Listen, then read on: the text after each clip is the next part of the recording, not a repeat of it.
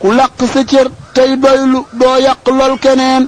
ku def loola doos gor yaa axi bu la loolu dal Sénégalu naa nañ xam ni silla la dug bagaan bu leen ko sëmbaxloo yàq loola li xelluwul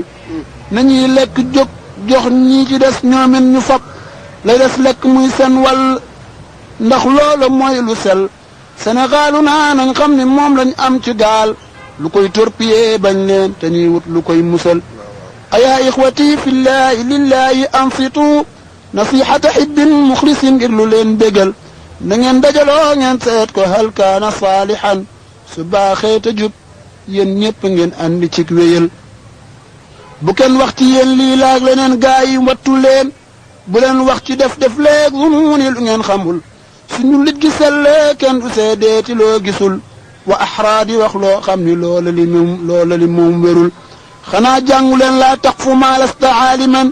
bii faxdaru yaa qawmi ngeen mucc ci mbugal xelawlul raïs alchaabi wax ji nga xam ni man xelawlul raïs alchaabi wax ji nga xam ni man du man maay ki lay yàqal sa mbir mbaa ku koy bonal xelawlul raïs alchaabi wax ji nga xam ni man du man maay ki lay yàqal sa mbir mbaa ku koy bonal lu dul jóg li wajhillaahi ngir bëgg rek lu baax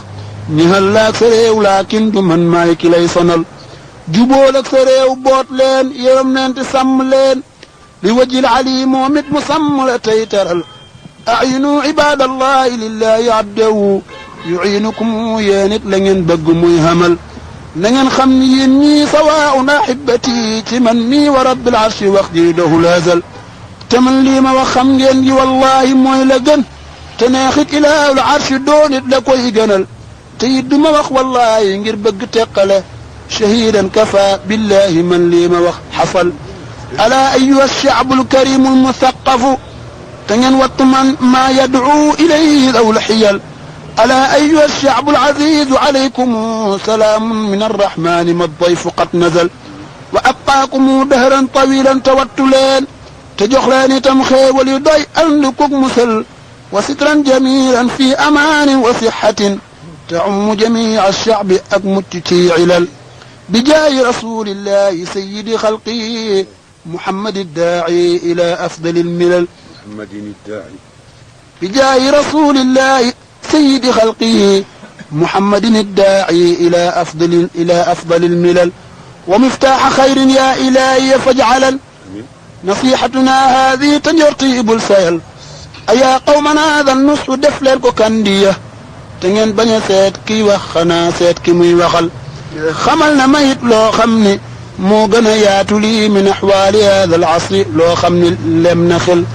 ku dis gor wa rabbil arshi wax ji la doo ko bañ dalay neex li wajhillaahi tey sedd it soxol te ngeen xam ni hada nusxu ñun ñëpp ñoo ko bokk du zaydan du amran aw biraan aw mu doon malal